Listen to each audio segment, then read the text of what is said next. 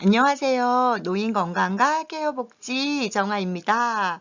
네, 지난주에는 중간고사였죠. 네, 우리 학우님들 모두 중간고사 보시느라고 고생 많으셨습니다. 네, 이제 5월이고 또 우리 이제 뭐 어린이날이 있고 이렇게 우리 9주차 수업에서 휴일이 끼어가지고 저희 불가피하게 직접 대면으로 수업하지 못하고 이렇게 사이버로 인사를 드리게 되었습니다. 강의를 들으시다가 질문사항 있으신 학우님께서는 미리 메모를 해 주셔서 우리 그 강의실에서 질의응답을 하는 시간을 갖도록 하겠습니다. 그러면은 9주차 수업을 시작하도록 하겠습니다. 네, 오늘 우리가 함께 공부할 내용은 제8장 케어복지의 실천 파트예요. 이제 그 중에서 일상생활 수행 능력과 이동 케어라는 챕터를 가지고 함께 공부를 해보도록 하겠습니다. 자, 교재 펴시고 다 준비되셨나요? 그러면 함께 시작하도록 하겠습니다. 네. 먼저 사람에게 가장 중요한 것이 의식주죠. 근데 그 가운데도 노인에게 중요한 것은 바로 식사입니다. 식사는 우리의 그냥 일상생활인데요. 일상생활인 동시에 정말 우리 노인에게 있어서 너무나 건강을 좌우하는 중요한 요인이라고 할 수 있습니다. 노인은 나이가 들어감에 따라서 신체적 변화와 심리적, 사회적, 또 정서적 이런 변화로 영양 상태가 나빠지실 수 있습니다. 시설에서 어르신을 보다 보면은 식사를 거부하시는 분 가운데 단순한 소화기의 문제로 소화가 안 된다던가 혹은 뭐 화장실을 못 가셔서 이런 문제로 식사를 못 하시는 분도 있지만 정서적인 문제로 뭐 예를 들면 자녀분이 면회를 다녀가셨는데 집을 판다 그랬다. 뭐 이런 문제가 뭔가 속상한 일이 있으시면 식사를 안 하시거든요. 신체적인 문제뿐만이 아니라 심리적, 사회적 문제가 식사를 하지 않게 하는 영향을 그렇게 미친다는 거죠.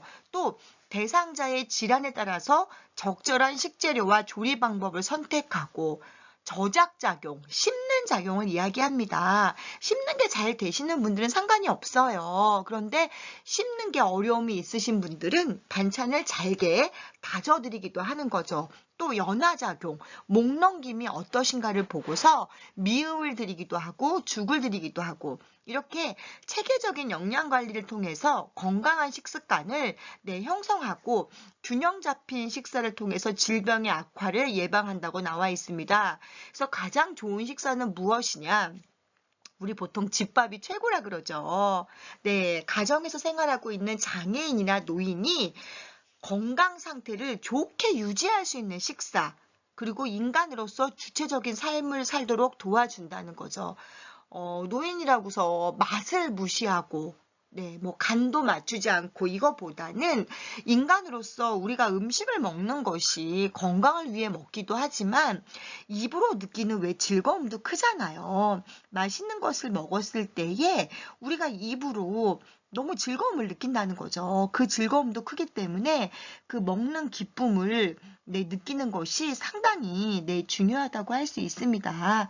그래서 우리가 이제 이런 경우에는 인간으로서의 어떤 기쁨, 맛있는 것을 드시고 느끼는 그런 기쁨도 굉장히 중요하다고 할 수 있겠습니다. 네. 그러다 보니까 이제 식사 관리, 중요하죠. 먼저 식이 제공입니다. 대상자의 영양 상태를 고려한 적절한 식사. 아까 말씀하신 대로 그냥 일반식인지 아니면 다짐식인지 이런 게 중요하고요. 또 어디서 드시냐도 굉장히 중요하다는 거죠. 제가 강의 시간에 몇 번 말씀을 드렸죠. 저희는 침대에서 혼자 식사하지 않고 다 모여서 드신다고. 이런 것들, 또 심리적인 안정감, 또 유대감, 이런 것 때문에 침대 이외의 장소에서 자, 여기서 핵심 단어가 나옵니다. 스스로 식사하실 수 있도록. 네, 제가 강의 시간에 몇 번 말씀을 드렸죠. 노인들이 할 수 있는 거는 스스로 해야 된다고요. 떠먹여드리면 하나도 안 흘리고 좋아요. 그런데 이거는 한계가 있다는 거예요. 흘리더라도 스스로 하실 수 있게. 네, 그래서 제가 휠체어도 밀어주지 말라고 얘기하는 거 스스로 하실 수 있도록 하는 것이 목적이고요. 음식의 종류는 기능 상태별 제공을 하는데 일반식, 다진식, 유동식, 기타로 네, 우리 교재에서는 구분을 하고 있습니다. 네, 이제 사진이 나오죠. 왼쪽은 일반식이에요. 그냥 우리가 평소에 먹는 밥, 그리고 뭐 나물 반찬 이런 거고요. 오른쪽은 다진식이에요. 딱 보시면은 왼쪽은 밥알의 그 쌀 알갱이가 보이는데 오른쪽에는 안 보이죠. 반찬도 잘게 다진다는 거죠. 사실 이렇게 식사하실 때 보면은요, 이 다짐찬을 보면 막 이렇게 식욕을 돋구는 시각적으로 그렇지는 않아요. 반찬을 잘게 다져놨기 때문에 반찬이 다진 것만 보고 메뉴가 뭔지 모르는 경우도 상당히 많거든요. 하지만 일반식은 뭔가 음식의 형태를 그대로 유지하기 때문에 보암직하고 뭔가 먹음직하고 그렇게 될 수 있다는 것입니다. 네, 그래서 보시면은 그 다음 페이지에 보시면 네, 식사 관리에서 이제 뭐 여러 가지 그 유형이 나오는데요. 여기 보시면은 경구 유동식도 나오고 경관 유동식, 영양 주머니, 비위관 주사기 나오는데요. 경구 유동식은 입으로 먹는 거예요. 먹을 수는 있는데 이거를 그냥 우리 보시면은 영양죽, 선식 이런 식으로 입으로는 먹지만 유동식 그냥 되게 미음같이 술술 넘어가는 거예요. 경관 유동식은 관을 통해 넣는다는 거예요. 경구는 구자가 입구자예요. 이 누케어 같은 경우도 경관 유동식이지만 이거를 그냥 빨대를 꽂아가지고 입으로 드실 수 있는 분들은 저희는 입으로 그냥 드시게 하거든요.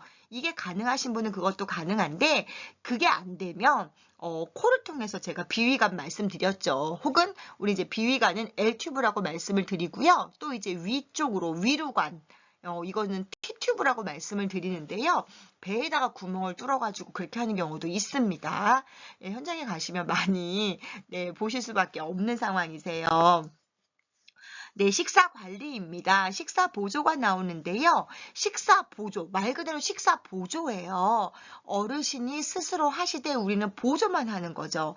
대상자의 장애 유형, 노화, 치매, 중풍 등 혼자서 식사하기 어려운 대상자의 유형별 특성 및 체크리스트의 기록에 대한 선지식이 필요하다. 즉, 이 어르신은 어떤 증상 때문에 예를 들면 이분은 파킨슨이 있으셔가지고 숟가락질을 하시게 되면 막 손을 떨어서 많이 흘리게 된다. 이런 지식들이 필요하다는 거예요. 아, 이분은 연화곤란이 있어서 한 번에 많은 약을 드시면 안 된다. 어떤 이런 거에 대한 선 지식이 필요하다는 거죠. 또 한쪽 편마비가 있어가지고 만약에 오른쪽이 마비가 됐으면 오른손으로 숟가락질을 할 수가 없어요. 이런 거에 대한 지식이 있어야 되는 거죠.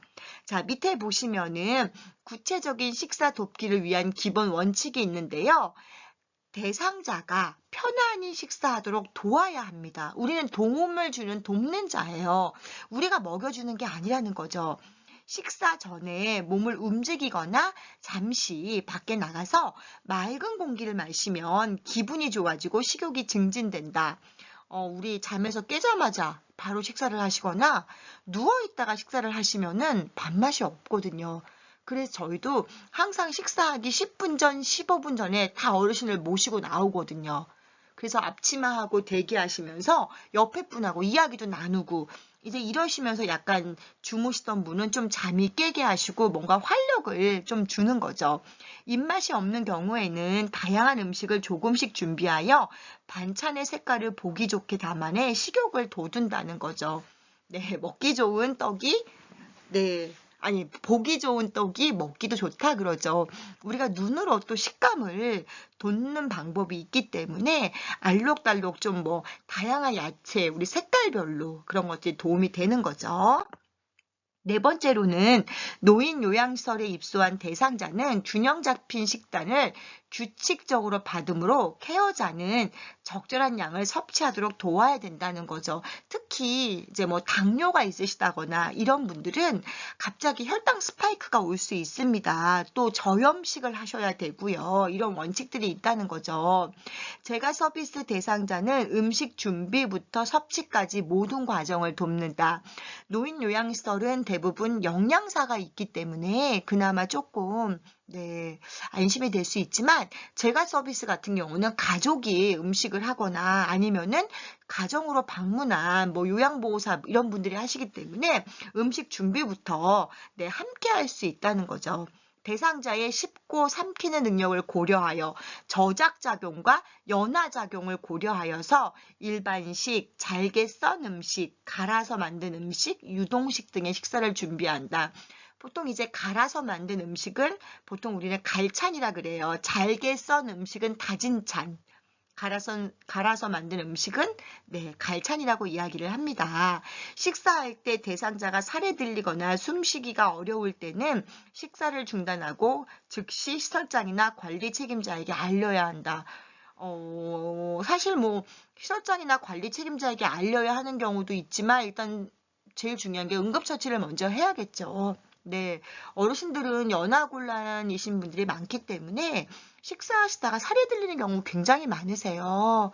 그래서 조금씩 천천히 드셔야 되는데 이제 치매가 있으신 분들은 이게 식탐으로 오시는 분들이 계세요. 그래서 그냥 막 드시는 분들이 계시거든요. 그래서 저희 같은 경우는 이렇게 연하곤란이 좀 있는데 급하게 드시는 분 혹은 그냥 연하곤란이 있으신 분들은 저희는 한 곳에 모아서 식사를 하거든요. 그래서 항상 그런 경우에는 경험이 많은 뭐 요양팀장님 이런 분이 케어하고 옆에 간호사 선생님이 항상 대기를 하고 있거든요. 그런 부분들. 대상자가 식사 도중 살해에 들리지 않도록 예방해야 한다. 천천히 조금씩 하는 게 중요하고요. 요즘에는 연하곤란 있으신 분들은 연하 강화제 같은 거를 이렇게 좀 타서 드시면 도움이 되기도 합니다.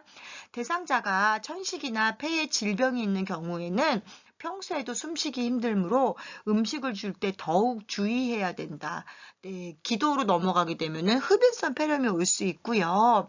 또 가래가 많은 경우도 이미 목이 있는데 가래가 꽉 차 있기 때문에 이런 경우에도 음식을 잘못 하게 되면 살이 들리기도 하고 기도가 막히는 경우도 있습니다. 그래서 이제 가래가 많고 이런 분도 식사하시기 전에 뭐 석션을 미리 해드린다던가 해서 좀 가래 배출을 돕는 것들이 필요하고요. 와상 어르신, 누워만 계시는 분들은 뭐 가래가 생길 수밖에 없어요. 폐렴의 위험이 굉장히 올라가거든요. 그래서 어르신들을 침상에만 눕혀놓으면 안 되는 겁니다. 이제 일상생활 수행 능력 이제 먹었죠. 그러면 두 번째로 중요한 게 바로 배설입니다. 사실 노인들에게는 이 배설이 굉장히 중요해요. 왜냐면은 장의 연동 운동이 젊은 사람 같지 않기 때문에 빨리빨리 배출을 못 하시는 경우도 많이 있거든요. 그런데 이 대변이 이 장에서 오래 머물면 장에서 수분을 섭취하기 때문에 점점 더 변이 단단해지세요. 그리고 밀어내는 힘도 적어지게 되고 특히나 다이어트 해보신 분들은 아시겠지만 다이어트의 최대 적이 변비거든요. 음식물 섭취를 줄이기 때문에 배출할 게 없어가지고 배설량도 적어지는 경우가 사실 상당히 많습니다. 그렇기 때문에 우리는 이 배설도 굉장히 주의 깊게 봐야 됩니다. 노인의 경우 스스로 배설을 하는 것만이 자립이 아니고 케어를 필요로 하는 자립과 공구 이런 기기를 필요로 하는 자립도 있다는 거죠. 그러니까 그냥 아무것도 하지 않고 자연 배뇨를 하는 것도 중요하지만 자연 배뇨와 배변도 중요하지만 뭔가 케어하는 도구를 이용해서 하는 자립도 우리는 자립이라고 본다는 거예요. 각각의 잔존 능력에 따라서 대상자가 기분 좋게 배설을 할 수 있게 하는 것을 목표로 하는 것이 자립의 첫걸음이다. 그래서 우리 그림 8-4에 보면은 배설의 행동 과정이 나와 있습니다. 변이, 요의의 지각, 화장실 이동, 의류 탈의, 배설 준비, 배설 뒤처리. 여기까지 하면 뭐 완벽한 배설이지만 여기까지 못하더라도 일단은 변이를 느끼냐, 요의를 느끼냐가 굉장히 중요하죠. 근데 이거를 이제 못 느끼는 분도 많이 계시고요. 연세가 드시게 되면은 이 항문에 관략근이 약해지시거든요. 우리 왜 뭐 요실금 얘기를 많이 하시죠. 이제 나이가 먹게 되면 또 출산을 많이 하고 그러면 요실금 얘기를 하는데 요실금처럼 또 변실금이 있으신 분들이 계세요. 항문이 열려 있어서 네, 찔끔찔끔 변을 지르시는 분도 계시기 때문에 변이와 요일을 느낄 수 있느냐가 일단 첫걸음이고요. 느꼈다고 한들 화장실로 이동을 할 수 있어야겠죠. 근데 이분이 이동을 하실 수 있는 분이신지 아니면은 옆에서 조금만 도움을 드리면은 뭐 부축하고 간다던가 이렇게 할 수 있는 분인지 아니면은 기저귀를 지금 하고 계시는데 지금 내가 기저귀의 변을 본 거, 소변을 보든 대변을 보든 변을 본 걸 알으셔가지고 본인이 느끼셔서 기저귀를 교체해 달라고 요청할 수 있는지 이런 거에 따라서 단계를 나눌 수 있다는 것입니다. 네, 그래서 보시면은 우리 교재의 표 8-1과 8-2에 보면은 배설 행동 관찰 및 일반적 원칙 그래가지고 관찰 내용이 배설 전과 배설 중과 배설 후로 나누어지는 거죠. 그래서 우리가 보통 제가 강의 시간에 말씀을 드린 것 같은데요. 새로 어르신이 입소하시면 72시간 동안 집중 배설 관찰 기록지를 작성하게 되어 있습니다. 이분이 변을 어떻게 보시는지, 변이는 느끼시는지, 소변이든 대변을 보실 때 통증은 없는지, 뭔가 잔변감을 갖고 있는지, 색깔은 어떤지, 유달리 대변 냄새가 고약하신 분들이 계세요. 이제 장내에, 그 세균들이 많으면, 장내 이제 유해 환경들이 많으면 냄새가, 그래서 우리 왜 장염 걸리거나 배탈 났을 때 좀 변 냄새가 굉장히 심하잖아요. 변이라는 것은 우리가 이제 되게 똥은 더럽다고 얘기하기를 꺼려 하시는데 사실 이 변이라는 것은 우리가 먹는 음식에 따라서 또 우리의 건강 상태에 따라서 색깔이라던가 냄새라던가 상태가 달라지는 거거든요. 근데 이것뿐만이 아니라 어르신이 변을 보실 때에 소변이든 대변이든 보실 때에 불쾌감을 느낀다던가 불편함을 느낀다던가 또는 변비가 너무 심해서 항문에 힘을 주는 과정에서 혈압이 막 상승한다던가 또 변을 보시고 나면 뭔가 시원해야 되는데 그러지 않는다던가 또 배변과 배변 간의 간격이 너무 길다던가 사실 뭐 노인들은 3일 정도는 물론 잘 되시는 분은 매일도 보세요. 그런데 3일 정도는 거의 보통인데 막 일주일이 넘어가고 이런 분도 간혹 계시거든요. 이런 경우는 저희가 뭐 변비약을 드린다던가 해서 좀 배변을 도와드리기도 합니다. 이런 것들이 영향을 미칠 수 있다는 것입니다. 자, 그래서 이제 배설 돕기예요. 우리가 식사도 도왔듯이 배설도 도우는 거죠. 첫 번째로는 화장실 이용 돕기입니다. 대상자가 화장실을 가다가 주저앉거나 넘어지면 낙상이 발생하죠. 제가 강의 시간에 여러 번 말씀을 드렸지만 낙상하시면 거의 저는 거의 100%라고 봅니다. 고관절 골절이세요. 그렇기 때문에 고관절이 골절이 되면은 그 이후의 삶의 질이 확 떨어지거든요. 누워서만 보내시기 때문에 욕창의 위험도 있고 우리 밥 먹고 하루 종일 누워 있어 봐요. 소화도 안 되잖아요. 그런 것도 생기고 폐렴의 위험도 높아지고 여러 가지 삶의 질이 떨어지기 때문에 정말 낙상은 예방을 해야 되는데요. 그래서 우리 케어자는 항상 대상자를 관찰하고 손을 뻗으면 닿을 수 있는 위치에 있다가 필요하면 즉각 개입하여 낙상 사고를 대비합니다. 저희 직원들 가운데에 어르신이랑 이제 방에서 어르신을 이렇게 보다가 간식을 먹거나 우리 직원이 커피를 마시거나 왜 그럴 수 있잖아요. 그러면 파티션으로 이렇게 자기를 가리고 하시는 분들이 계세요. 이제 아마 저희 이제 어르신 병실에다 CCTV가 있기 때문에 아마 그게 불편해서 CCTV에 보이지 않게 하려고 그렇게 하는 것 같아요. 그런데 저는 그렇게 못하게 하거든요. 왜 그러냐면 우리 직원도 어르신을 계속 봐야 되지만 어르신도 직원이 보여야 되거든요. 그래야지 내가 어떤 도움이 필요할 때에 손을 뻗으면 이 사람을 볼 수 있고 이게 있어야 되는데 파티션으로 가려버리면 우리 어르신들은 직원이 지금 여기 이 방에서 대기를 하고 있는지 아닌지를 모르신다는 거예요. 그래서 저는 파티션 가리고 안 보이게 하고 저는 이제 그렇게 하지 말라고 저는 이야기를 하거든요. 그래서 항상 이렇게 좀 보이게 네, 하라고 얘기를 합니다. 그래서 손을 뻗으면 닿을 수 있는 위치에 부르면은 내 목소리가 들릴 수 있는 위치에 오셔야지 네, 계셔야지 도움을 줄 수 있다는 거죠. 침상 배설 돕기입니다. 대상자가 와상 상태이거나 침대에서 내려올 수 없어서 화장실을 가지 못하는 경우는 침대에서 배설할 수 있도록 도와야 되는데 대상자가 변이를 호소할 때 케어자는 즉시 배설할 수 있도록 도와준다. 요이나 변이를 참고 있을 수도 있으므로 배변 시간 간격을 가늠해 보는 것이 중요하다 그랬죠. 침상에서 누워서 변을 볼 수 있는 변기가 있어요. 네, 그거를 변기를 놓고 하는 경우도 있고 또 이제 뭐 기저귀에 하는 경우도 있는데요. 중요한 건 뭐냐면 누워서 변을 보시면은 좀 이제 배에 힘이 좀 덜 들어가는 경우도 있어요. 아무래도 이제 변기에 앉아서 보는 것보다 그래서 이런 경우는 뭐 배를 문질러 준다던가 조금 편안하게 해주는 과정이 또 필요할 수 있고요. 그 변기에다가 소변을 보실 때에는 또 소변 소리를 수치스러워 하시는 네, 어르신도 계시거든요. 그럴 때는 뭐 잠깐 뭐 음악을 틀어주신다던가 아니면은 잠깐 자리를 좀 피해 주시는 이런 경우도 상당히 중요하겠습니다.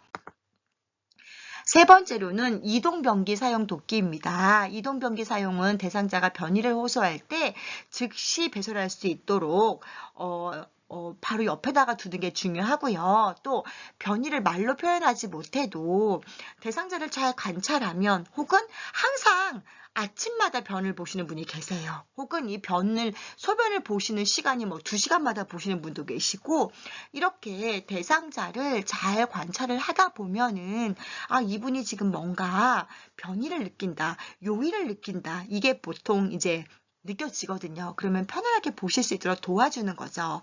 배설 시 불필요한 노출을 줄여서 프라이버시를 보호하도록 하고 또 대상자가 스스로 배설할 수 있도록. 네, 그래서 옆에 누가 있으면 얼마나 불편하겠어요. 그래서 뭐 커튼으로 가려주신다던가 아니면은 방문을 닫아주시면서 네, 배변과 배뇨 훈련에 적극적으로 참여하도록 격려하는 거죠. 자, 이제 그런데 문제는 너무 이제 오랜 시간을 혼자 두면 안 되니까 이제 아까도 말씀을 드렸지만 변비가 심해서 뭐 이제 대변을 보시다가 혈압이 오른다거나 혹은 뭐 어지럼증을 느낀다거나 이런 일이 있을 수 있습니다. 그래서 자리를 비워주시더라도 계속 주시를 하면서 잠깐 왔다 하면서 관찰을 하는 과정이 필요합니다. 그냥 다 보면 부르세요. 그냥 이거는 좀 안 될 수도 있다는 거죠. 네 번째는 기저귀 사용 돕기입니다. 배설물로 인해 시트나 의복의 오염을 방지하고 배뇨 또는 배변 장애 없이 활용할 수 있게 기저귀를 사용을 하는데요. 기저귀를 사용하면 사실 여러 가지 파생되어지는 문제점이 많이 있습니다. 우리가 아이들도 보셔서 아시겠지만 기저귀를 사용하게 되면 본의 아니게 기저귀 발진에서 또 자유로울 수가 없는 거죠. 그렇기 때문에 또 기저귀를 교환할 때에 뭐 이제 우리 흔히 어르신들 가운데 아랫도리를 보이는 것을 수치스러워 하시는 분들도 계시거든요. 특히 인지가 명확하신 분일수록 이런 것들 우리가 또 변을 치우면서 그 냄새라던가 이런 것 때문에 얼굴을 찡그린다거나 왜 이렇게 뭐 똥을 자주 넣냐 뭐 이런 표현들은 굉장히 어르신을 상심하게 하고 또 성적 수치감을 느낄 수 있기 때문에 프라이버시를 지켜주시는 것이 상당히 네, 중요하겠습니다. 다섯 번째는 유치도뇨관과 소변주머니입니다. 대상자가 스스로 소변을 볼 수 없고 요의를 느낄 수 없을 때에 방광까지 연결해서 유치도뇨관을 삽입을 하는 건데요. 잘못하면 감염이 생기기 쉽죠. 또 그리고 이걸 또 손으로 잡아 빼시는 분들이 계세요. 그러면은 이게 요도가 파열되는 경우도 간혹 있습니다. 그렇기 때문에 특히 인지가 없으신 분들은 이거를 잡아 빼는 분도 계시기 때문에 그렇게 하지 않도록 뭐 손에다가 장갑을 끼워드리는 경우나 이런 것들도 필요할 것 같고요.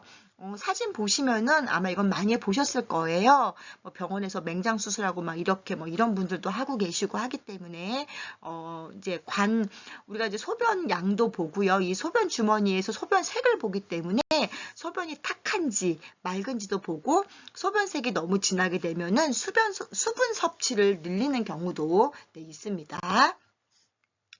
네, 세 번째로는 개인 위생 돕기입니다. 네, 이게 배설이라는 차트에 네, 구강 청결이 들어가 있는 게 조금 네, 이상하긴 한데요. 구강 청결은 입술, 치아, 잇몸, 혀 이런 것들에 대해서 세균이 많은 곳이잖아요. 여기를 건강한 상태로 유지하는 데 필수적인 거고요. 입안 닦아내기, 입안 헹구기, 칫솔질, 의치 관리 등이 이런 데 있는데요. 보통 이제 입안 닦아내기는 우리가 알고 있듯이 왜 신생아들도 거즈에다가 이렇게 거즈에 물을 묻혀갖고 입안을 닦아주잖아요. 어르신도 마찬가지라는 거죠. 치아가 없거나 연화 장애가 있는 분, 그러니까 뭘 삼키지 못하는 분, 의식이 없는 분, 살이 들리기 쉬운 분 이렇게 하고요. 식전 입안 헹구기는 구강 건조를 막고 왜 어린 아이들이 이제 갓난 아이 때 막 침을 막 흘리면 막 얘 무지 건강한 아이라고 그런 말씀들을 어르신들이 하시잖아요. 노인이 되면 타액의 분비가 줄거든요. 그래서 어르신들이 이렇게 화가 나면 퇴하고 침을 뱉는 분이 계세요. 근데 사실상 침이 많이 나오지 않으세요. 우리 젊은 사람들처럼 노인이 되게 되면은 침의 양이 줄어들기 때문에 입안이 건조해지고 그래서 더 입맛이 없고 또 세균 번식이 쉽거든요. 그렇기 때문에 입안을 헹구기를 자주 하게 되면은 구강 건조를 막고 타액, 침이나 위의 분비를 촉진시켜서 식욕을 좀 도와준다는 거죠. 또 음식물 찌꺼기 같은 것들, 네, 이걸 제거하는 것도 있고요. 이게 세균이 번식하기 때문에 칫솔질 하기는 치아에 붙은 음식 찌꺼기를 없애고 치아 세균막을 제거하면서 제일 중요한 게 이제 의치 관리죠. 이 의치를 이제 인지가 명확하지 않으신 분들은 이 의치를 빼지 않으려고 하시는 분들이 계세요. 막 끼고 주무시려고 그러고 그래서 그거 억지로 빼려고 입에다가 손가락 넣었을 때는 손가락 물리기도 하거든요. 그래서 이제 그런 경우는 억지로 빼지 않고 좀 기다렸다가 이제 어르신이 좀 기분이 풀렸을 때 좀 컨디션이 괜찮을 때 보통 빼거든요. 의치 관리는 의치 빼기, 세척, 교환, 끼우기로 구분이 되는데요. 의치가 굉장히 고가예요. 그래서 이걸 떨어뜨리면은 네, 굉장히 깨지고 그런 거라서 세심한 관리가 필요합니다. 그 이외에도 두발 청결 돕기가 있습니다. 대상자의 두발 청결은 굉장히 중요한 부분이죠, 이것도. 왜냐하면 비듬 같은 각질이 굉장히 많으시기 때문에, 그래서 머리 감기기를 시행할 경우 머리를 감기기 전에 대상자의 기분이라던가 안색 이런 거를 보는데요.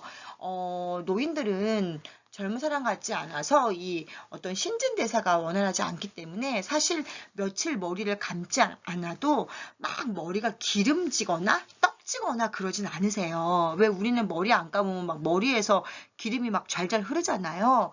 그렇게 되지는 않으세요. 그런데 이제 각질, 피부에도 각질이 워낙 많고 피부가 건조하기 때문에 두피에도 굉장히 각질이 많아서 어깨나 이런 데 각질이 너무 많이 떨어지는 경우가 있습니다. 그래서 머리를 감을 때는 이분의 신체 상태가 어떤가를 보고서 누워서 감겨드릴지 아니면은 우리 그냥 감듯이 이렇게 고개를 숙이고 감을지 이런 거를 결정해야 됩니다. 물을 사용하기 어려운 상황이거나 신체적으로 힘든 상황에는 두발 전용 세정제,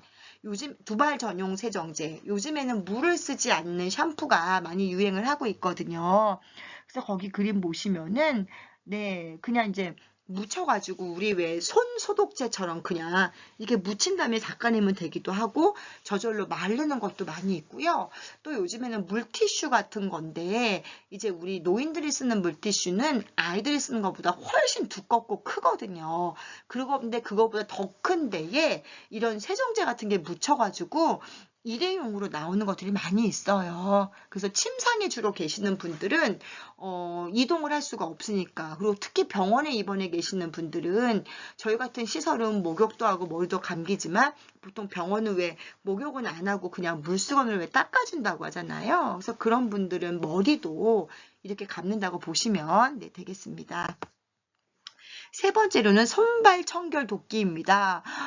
저는 제가 제일 강조하는 게 바로 이거거든요. 우리 손에 되게 세균이 많잖아요. 노인의 피부는 건조하고 거칠며 윤기가 없고 피부 각질이 생기기 쉽죠. 그래서 보습을 고려한 클렌저 비누를 선택해야 하며 주기적으로 오일이나 로션, 여기는 굉장히 간단하게 나와 있는데 저는 절대로 저희 시설에서는 손으로 저는 음식을 못 먹게 해요. 저희 어르신들. 왜냐면 방금 씻었다고 하더라도 어르신들이 인지가 명확하지 않기 때문에 그 손으로 어디를 만진지 모르거든요. 머리도 긁기도 하고 이도 만지기도 하고 어떤 분은 변을 주물르기도 하고 어떤 분은 기저귀를 빼기도 하고 그렇기 때문에 저희는 절대로 저희는 손으로 간식을 못 먹게 해요. 반드시 포크를 사용하고 저희는 그렇게 하거든요.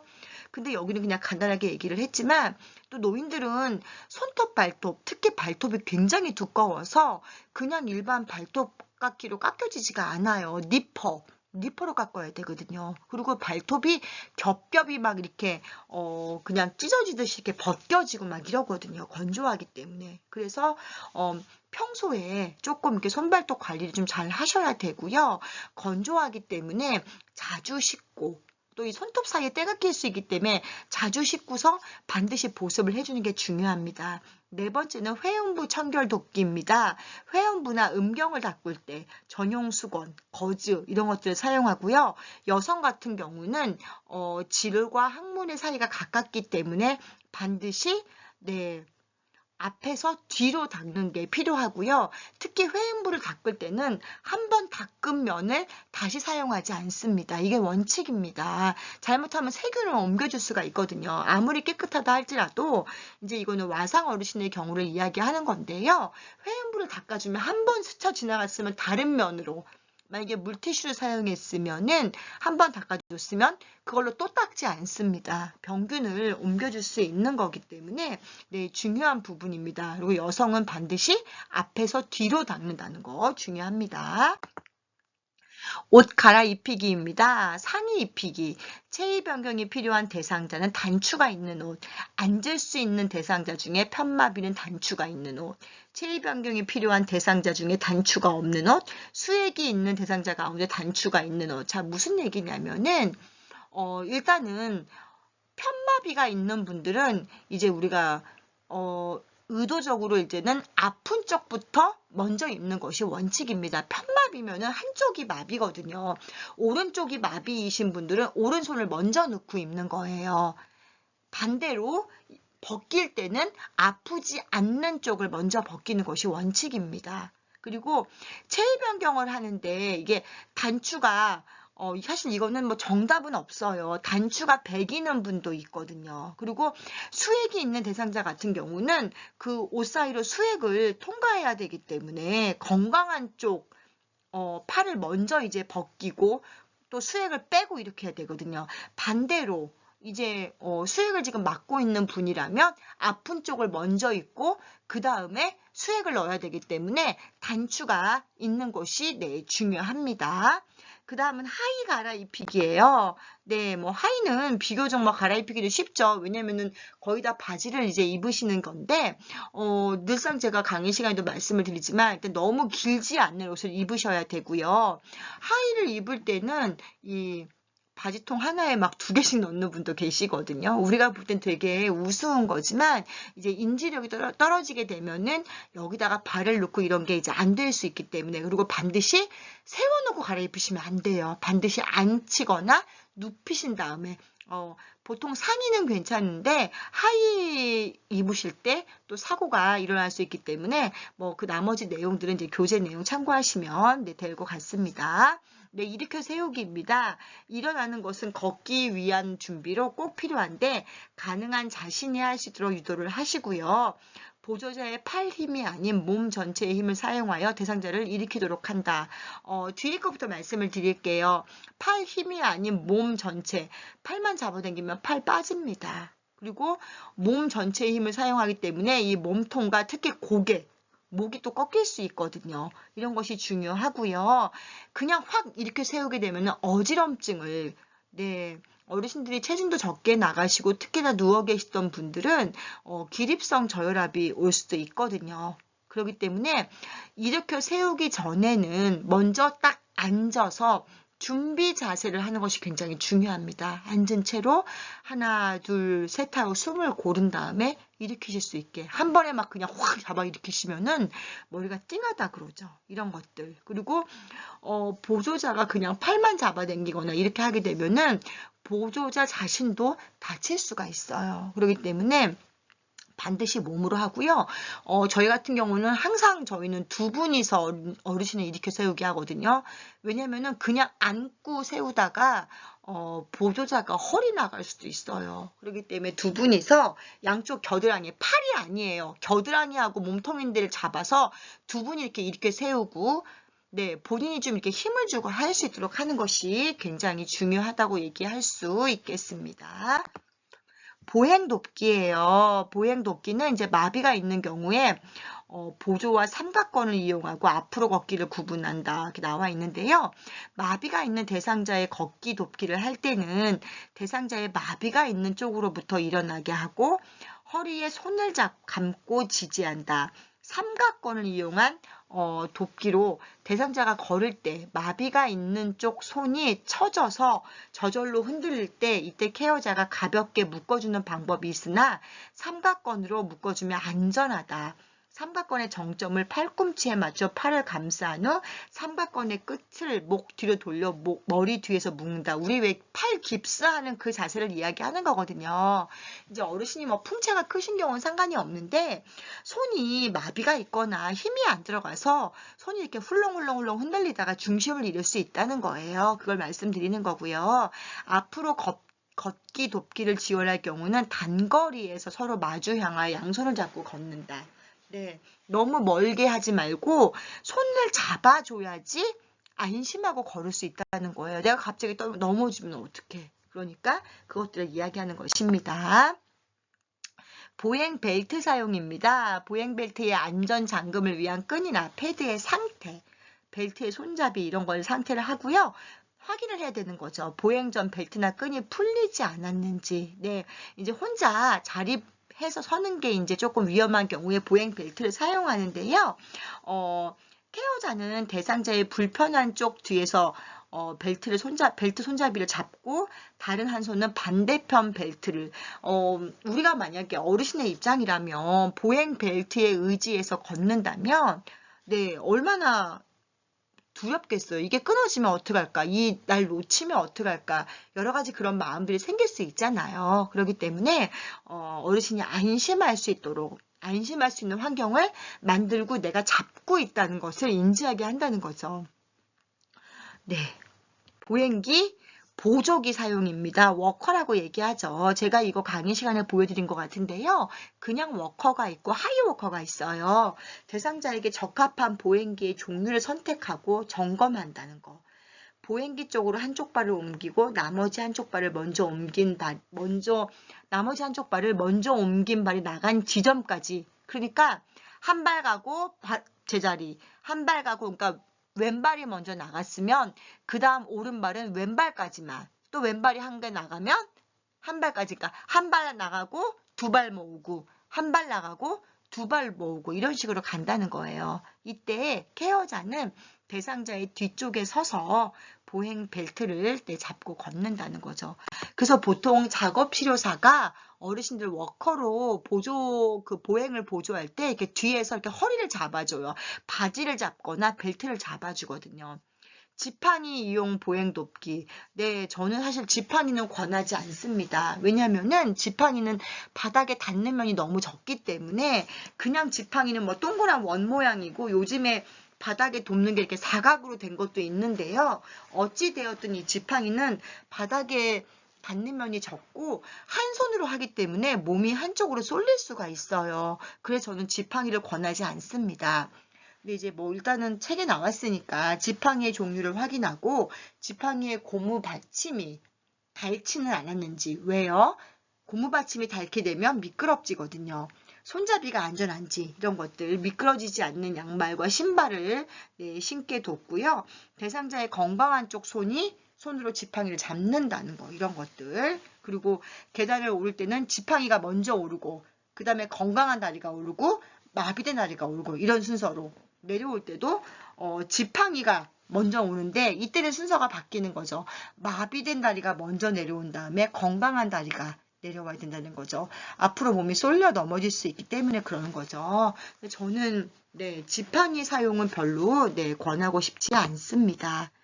휠체어 다루기입니다. 이거는 요즘에는 휠체어가 워낙 잘 되어 있기 때문에 휠체어 접는 법, 이 접고 펴는 법을 모르셔가지고 저희 보호사님들도 어르신 모시고 외출 나가시고 하는데 접고 펴는 법을 모르셔갖고 차에 트렁크에 못 실는 경우가 있는데요. 그림에서 보시면 보이듯이 이 가운데가 접혀지는 쪽이에요. 그래서 이 의자같이 앉는 부분 있죠? 그 밑에다가 손을 넣어서 이렇게 올리면 접어져요. 그리고 펼 때는 평평하게 누르면 그냥 펴지게 되어 있어요. 그래서 그렇게 어렵지는 않습니다. 자, 휠체어 이동 돕기에서 휠체어 작동법인데요. 평지를 갈 경우 휠체어는 뒤에 서서 양손으로 핸들을 단단히 잡은 뒤 전후 좌우를 살피고 천천히 밀고 간다. 평지는. 그런데 문턱이나 도로를 오를 때는 케어자가 양팔에 힘을 주고 휠체어 뒤를 발로 조심스럽게 눌러서 휠체어를 뒤쪽으로 기울이고 앞바퀴를 들어 문턱에 오른다는 거죠. 뭔가 문턱을 오를 때는 뒤 이렇게 약간 휠체어를 앞바퀴가 들리게 하라는 얘기예요. 반대로 내려갈 때는 휠체어를 뒤로 돌리라는 거죠. 이거 굉장히 중요한 내용입니다. 문턱이나 도로를 오를 때는 휠체어의 앞바퀴가 들리게 뒤를 낮게 하라는 거고요. 내려갈 때는 반대로 하게 되면 몸이 앞으로 쏠려서 사고가 일어납니다. 그렇기 때문에 휠체어를 뒤로 돌려서 가는 거죠. 그래서 역시 뒷바퀴를 들고 앞바퀴를 낮게 해서 뒤로 가는 거죠. 옛날에 왜 가마 이동하는 것처럼 그렇게 생각을 하시면 되실 것 같습니다. 외출 동행의 방법입니다. 먼저 대상자에게 외출 목적과 상황에 맞게 외출 준비를 이야기하는 거죠. 어르신, 우리 병원 진료 갈 거예요. 병원 진료 왜 가냐면 이러면서 지금 날씨가 추우니까 우리 옷 이렇게 입어요. 이런 것들 얘기하면서 외출 장소, 교통정보 및 교통수단, 여기 앞에까지 나가서 우리 버스 탈 거예요. 이렇게 얘기를 하라는 거죠. 대상자의 신체 상태를 고려하여 이동 보조 기구 및 장비를 점검하다. 이거 중요한 내용입니다. 처음에는 걸어가실 수 있을 것 같았는데 막상 갔는데 지쳐가지고 걷지 않는 분이 계세요. 못 걷는 분이 계세요. 그래서 저는 웬만하면 휠체어 이용을 저는 권유드립니다. 그게 아니면 워커 같은 거를 구비하시는 거예요. 외출에 필요한 준비물과 개인 소지품, 특히 신분증. 외출 나갔다가 어떤 일이 벌어질지 모르기 때문에. 그리고 기저귀, 여벌옷, 약, 물 이런 것들을 반드시 준비해야 됩니다. 물티슈 이런 것들. 밖에 나가서 갑자기 실수하실 수 있거든요. 외출 동행 중입니다. 외출 목적에 맞게 신속히 괜히 나갔다가 어디 구경하고 온다고 이러면 안 된다는 거죠. 어르신을 모시고 나갔는데 예기치 못한 일이 발생했을 경우에 혼자 해결하려고 하지 말고 가족과 상의해서 갑자기 어르신이 나가셨는데 발작을 일으키셨다. 갑자기 저혈당이 왔다. 이런 것들요. 외출해서 동행원 이후에는 환기를 하고 얼굴과 손발을 씻고 옷을 갈아입히고 충분한 휴식을 취하게 하시는데요. 반드시 따뜻한, 그러니까 미지근한 물을 드시게 하면 좋습니다. 저희는 항상 나갔다 오면 그 미지근한 물을 드시게 하거든요. 외출 시 착용한 소지품 및 의복 등은 제자리에 보관하고 대상자의 건강 상태를 체크한다. 여가 활동입니다. 여가는 일에 대치되는 개념으로 경제적 보상, 개인, 가족 이런 사회적 의무감에서 하는 활동이 아니라는 거죠. 우리가 직장은 안 가면 안 되잖아요. 그런데 여가 활동은 내가 굳이 하기 싫으면 안 해도 돼요. 자, 노인에게 여가 활동이 왜 필요하냐면 첫 번째로는 신체적 기능 감소를 예방하고 집에만 가만히 있으면 계속 깔아지시고 그러거든요. 두 번째로는 노후 적응, 심리적 안정감, 생활 만족도. 이제 은퇴하고 나면 나를 찾아오는 사람도 별로 없는데 계속 집에만 있다 보면은 뭔가 우울해지고 외로워진다는 거죠. 세 번째는 시간을 효율적 활용하는 거. 뭔가 여가 활동을 하면서 사람도 만나고 나도 뭔가를 배운다라는 이런 느낌이 들 수 있고요. 마지막으로 자기 발전에 도움이 된다는 거죠. 그냥 집에서 멍하니 TV만 보고 지내는 것보다도 사람들과 만나서 어울리면서 네, 뭔가 이게 긍정적인 영향을 네, 줄 수 있다고 할 수 있겠습니다. 그래서 여가에는 어떤 게 있나를 봤더니 표 8-4에 나와 있습니다. 자기계발 활동, 가족 중심, 종교 참여, 사교 오락, 운동, 소일거리 뭐 이런 것들이 있는데요. 그래서 보통 요양원에서도 이거에 맞게 프로그램을 계획하고 있습니다. 각종 미술이는 뭐니 이런 프로그램도 하고 있고요. 또 종교 활동도 하고 있고 어르신들 신체 활동 이런 것들도 네, 하고 있다고 할 수 있겠습니다. 네, 오늘 내용은 별로 어려운 내용이 아니었어요. 우리가 일상생활에서 어떻게 노인을 케어하면 되는지 그런 내용이었습니다. 그러면 잠깐 쉬었다가 우리 두 번째 시간에서 저는 네, 9장으로 다시 인사드리겠습니다. 수고 많으셨습니다.